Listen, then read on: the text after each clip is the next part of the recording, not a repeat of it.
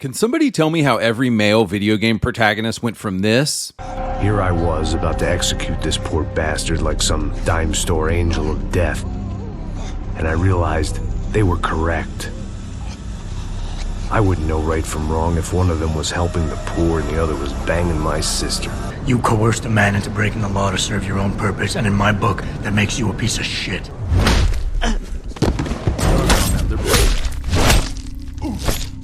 Do you have a single fact to back that up? Who gave the order? I spoke to them on the phone and they told me where to find you. That's all I know, man. That's all I know. A name! Kill me, man. Just fucking kill me. Ah! How's your memory now? To this. And yet you keep on showing up. Come on, Mel, baby, you want in. No need to be shy. We're friends here, all of us. Some more than friends, even. I thought I'd never see you again.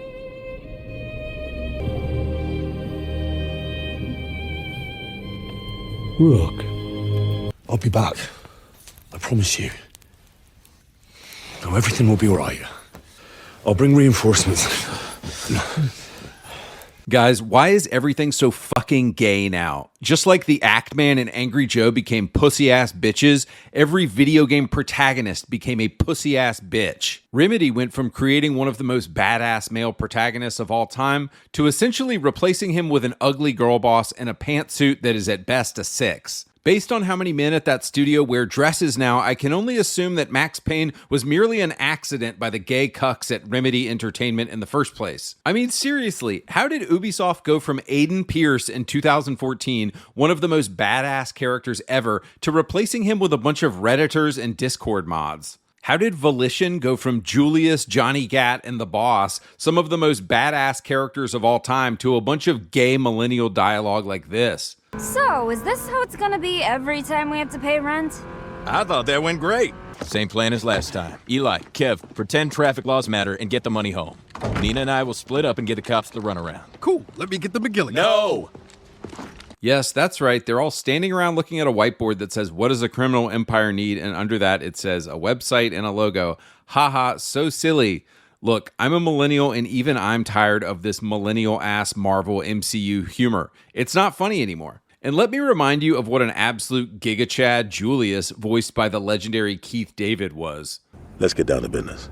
If we're serious about taking back the road, we gotta let those motherfuckers know what time it is. Now you break it down, and it's all about respect. Get enough of it, they're gonna back off, and we're gonna move right on in.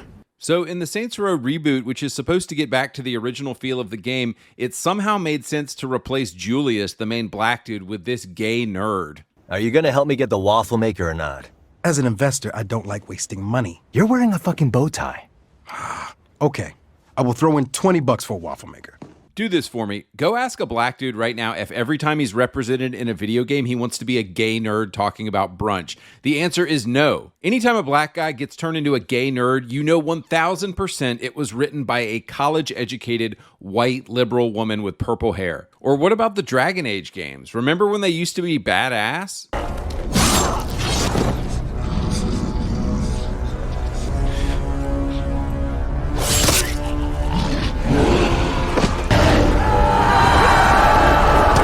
Here's some retarded dialogue from Dragon Age Veilguard. What kind of don't do well are we talking about?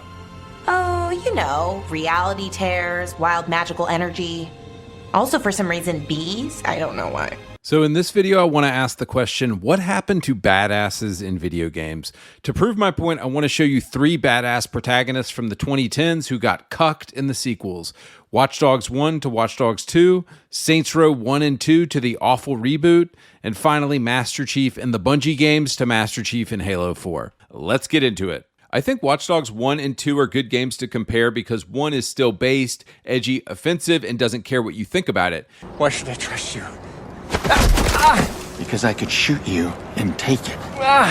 Meanwhile, Watch Dogs 2, despite coming out a mere 2 years later, is completely gay, cucked, and more politically correct than a Discord community manager. For the new Jimmy Siska movie? No, it's out. Hey, pull it up, man. No, not on this. For this, we need perfect sound. We need a big screen. We need to be comfy. We need quiet. Have you seen it yet? No, man, I waited for you. You're the best. Thank you. Cyber Driver. Watch Dogs 1 represents video games before all the women showed up. Just take a trip back to 1984 to the start of video games, and you will see that normal men have always wanted to play as badass men in video games. Around 2014, our society started to collapse, and you have all these pussy-ass bearded millennials playing games like Hades 2 and asking on Reddit where they can get cucked. But this difference even goes down to the core of the characters themselves if we compare Aiden Pierce and Marcus Holloway.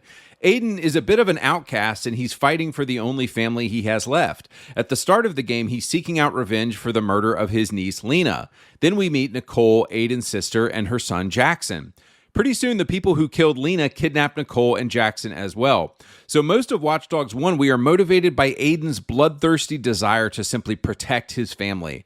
There is no more based, natural, and God-given desire than protecting one's family. It gets to the core of what it means to be a masculine man, killing anybody who would come near your family. So this is where Watch Dogs 2 fell apart for me. Can you tell me what Marcus's motivation is in Watch Dogs 2?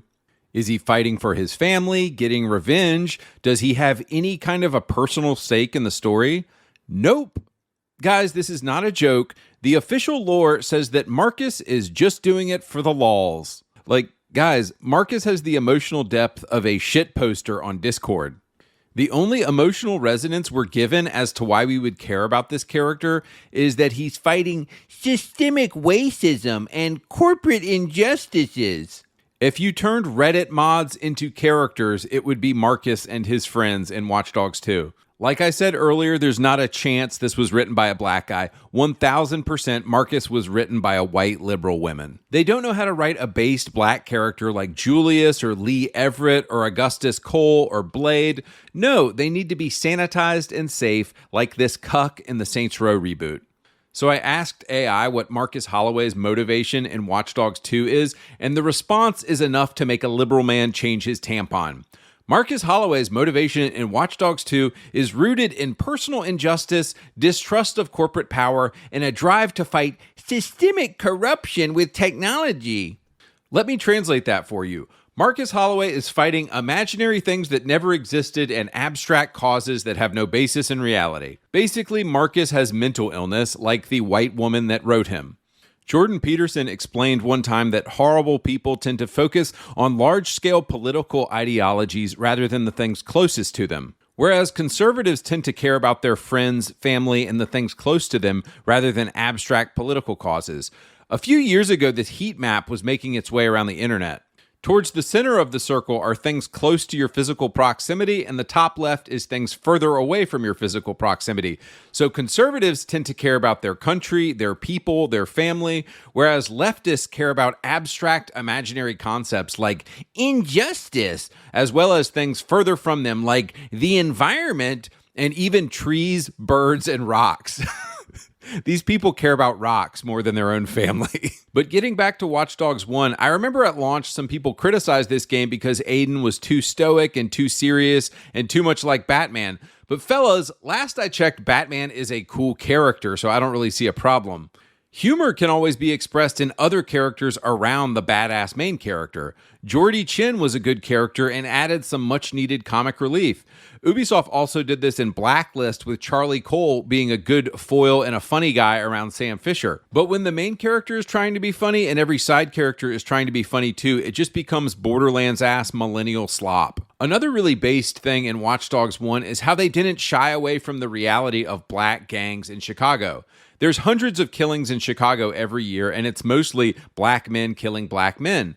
The way the modern liberals cope with this is to take every black gang out of every video game and replace them with incredibly intelligent nerds who have no flaws like Marcus. Seriously, can you think of a single time you fought an all-black gang in any video game the past 15 years?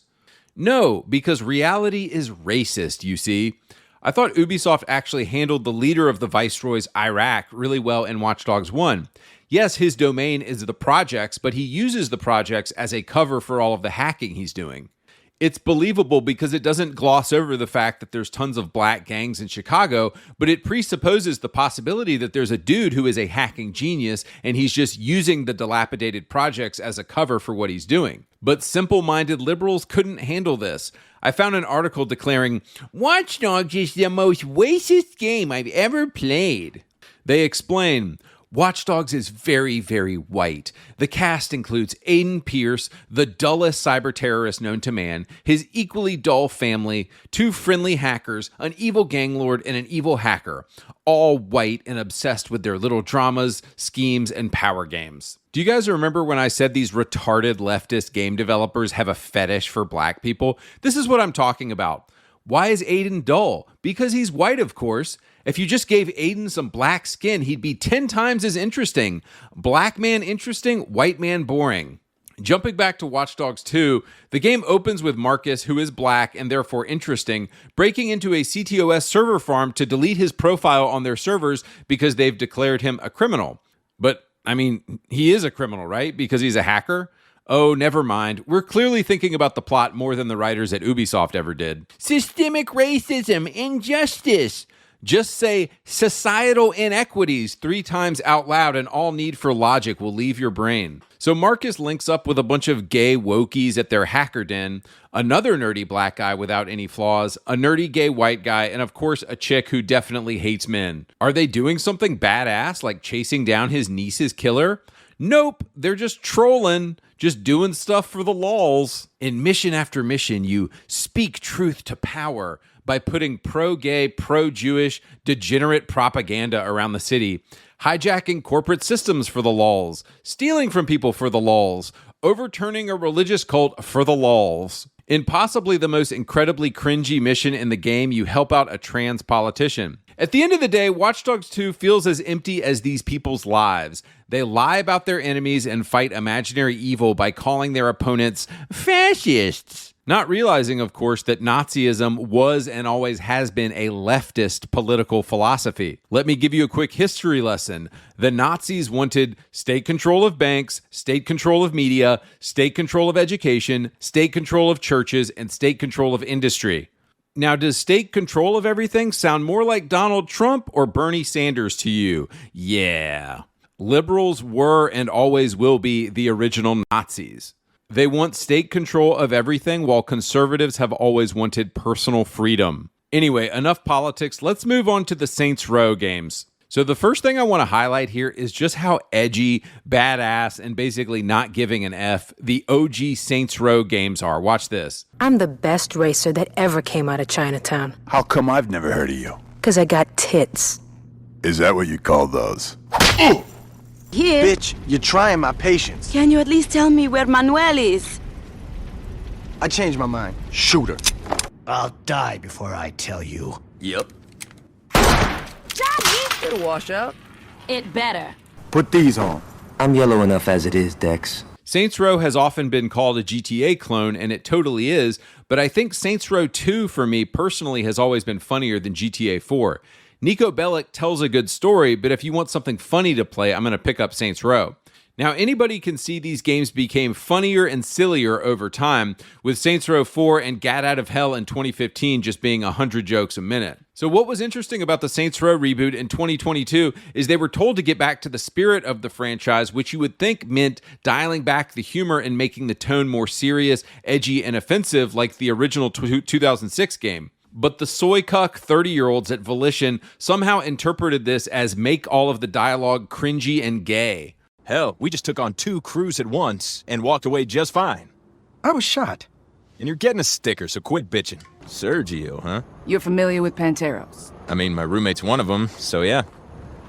Oh, don't give me that look. Rent's expensive. Is this gonna be a problem? I mean, for the roommate code, I'm gonna have to fold her laundry for 2 weeks, but beyond that, I'm golden. No, please! I'll give you anything. Riches, power. Just name your price. I come for your crown. Watch the opening of Saints Row 1, and I don't understand how they thought anything they were making in the reboot was similar to this. Hector says buenas noches.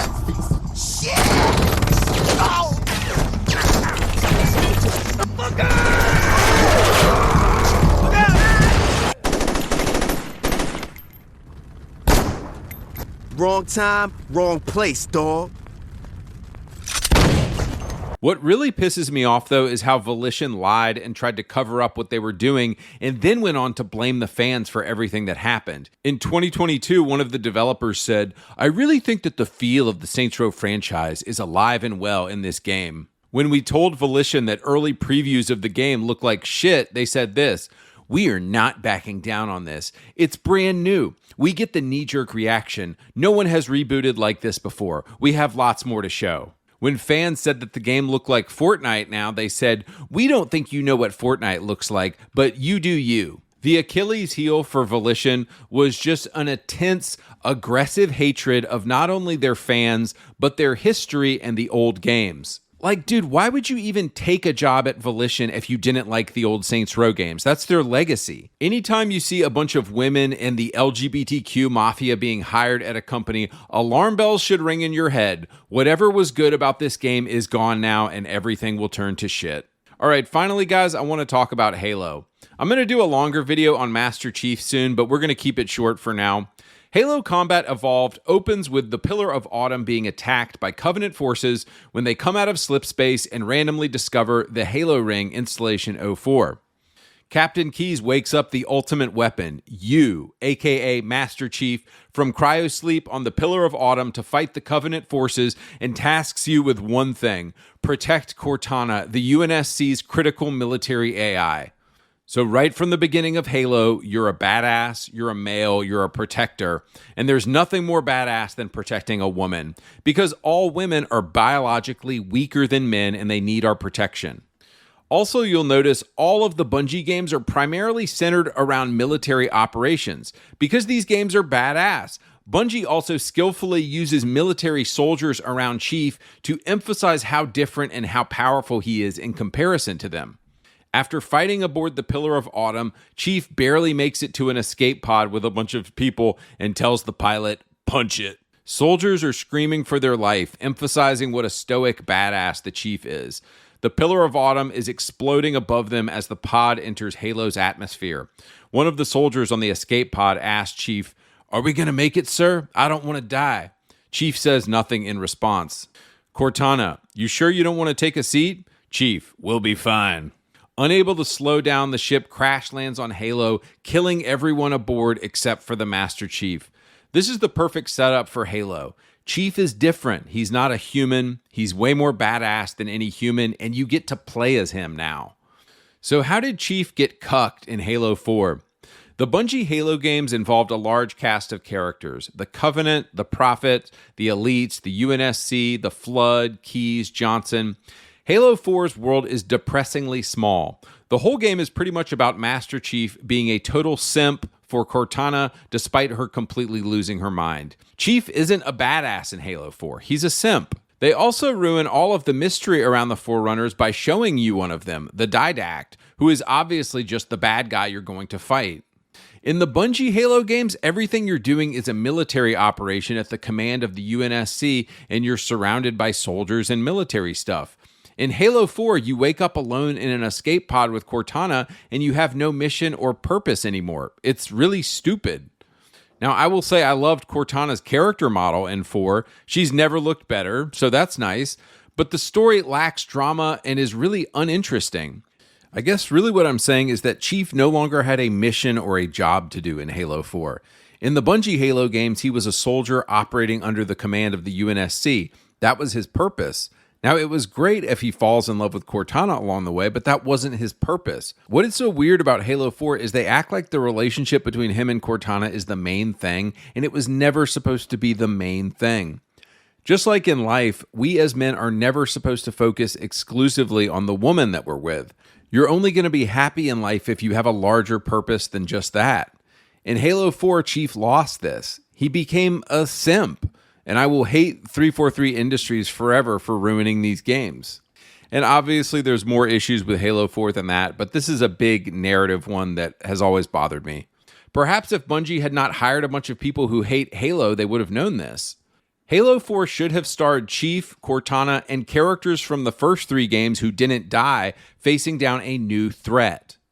Halo 4 might as well have been called Simping in Space because it's just about Chief not really being a badass and instead simping for Cortana for 10 hours, who ends up just going crazy anyway. The Didact is, of course, the bad guy. There's not really any surprises in the story. It's just very blah. So anyway, boys, that's about all I had to say. Sorry, I'm going to do a longer video on Halo soon, but those were my initial thoughts. So, guys, isn't it a shame that we don't have badasses in games anymore? Aiden Pierce, Adam Jensen, Solid Snake, Master Chief. Everybody's been cucked. Everybody's gay. Everybody's some kind of a girl boss now.